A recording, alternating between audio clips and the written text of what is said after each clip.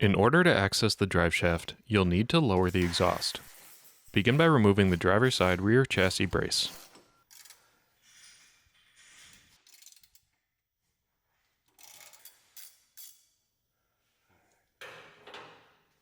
Support the exhaust.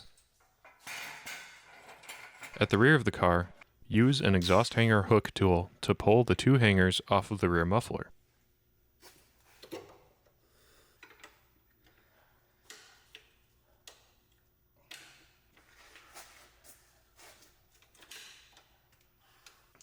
This particular car has a modified rear hanger.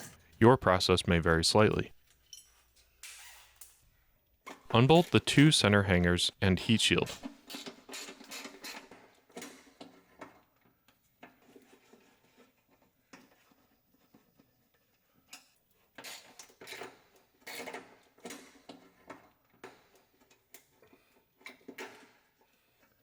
Lower the exhaust down and pull the heat shield out.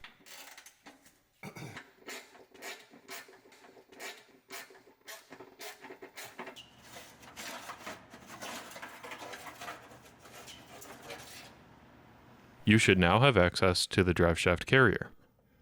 Make a cut on either side of the carrier frame.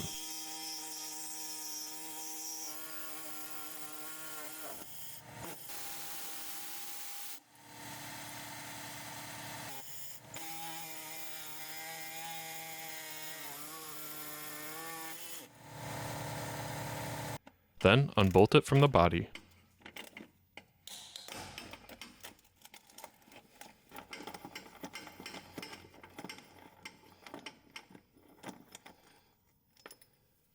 Using a razor blade, cut the rest of the frame away from the bearing.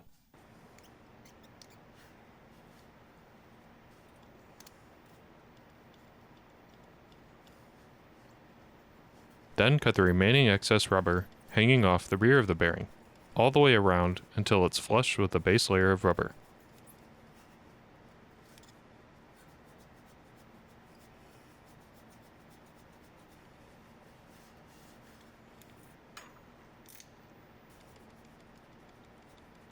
The bearing should look like this when you're done. If you've opted to also replace your car's center support bearing, continue watching. If you're only replacing the carrier, skip ahead to the timestamp below. To remove the driveshaft, first make marks on both rear flanges to ensure proper realignment during installation. Do this at the center U-joint as well.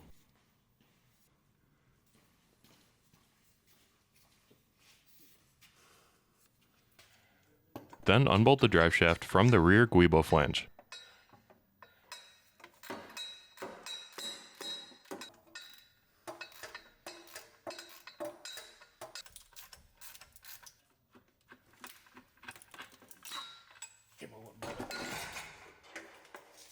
You should now be able to pull the back half of the driveshaft out. Using a bearing puller, pull the bearing off of the shaft.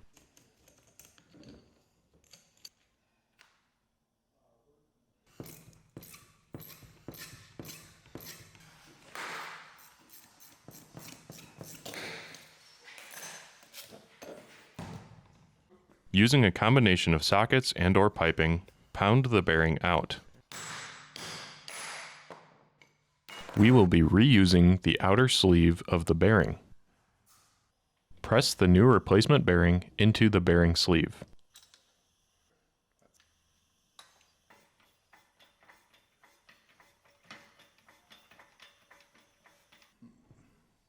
Clean off the mating surface on the driveshaft, then install the bearing with a metal pipe.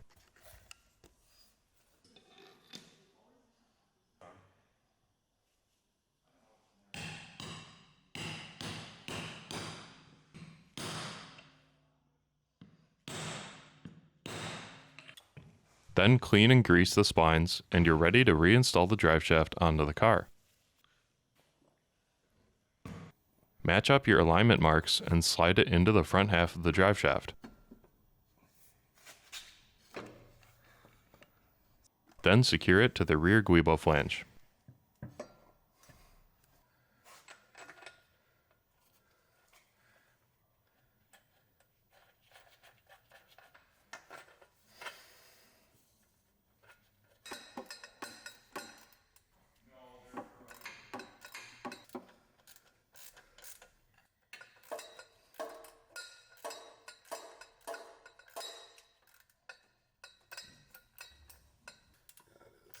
Now you can install the new carrier. Start with the top half with the bushing in it and slide it over top of the bearing with the text facing the front of the vehicle. Then bring the bottom half up to meet it and connect the two together using the provided Allen bolts. Loctite is recommended on all fasteners. As you tighten the bolts, switch back and forth from left to right so the bolts don't bind in the holes. A small gap may form between the two bushings. This is normal. To mount the carrier to the car, take a provided shoulder bolt, add a fender washer, an isolation damper with the small end facing up, place it up through the carrier, add another isolation damper with the small end facing down, and instead of using the provided gold washer, your OEM carrier should have spacers attached to both mounting points. Using the extra provided fender washers in your kit, stack them up as close to the OEM spacer as you can and place those on the very top. Loosely thread that side into the car, and repeat these steps on the other side. Bolt, fender washer, isolation damper, up through the carrier, another damper, and the same stack of washers on the very top.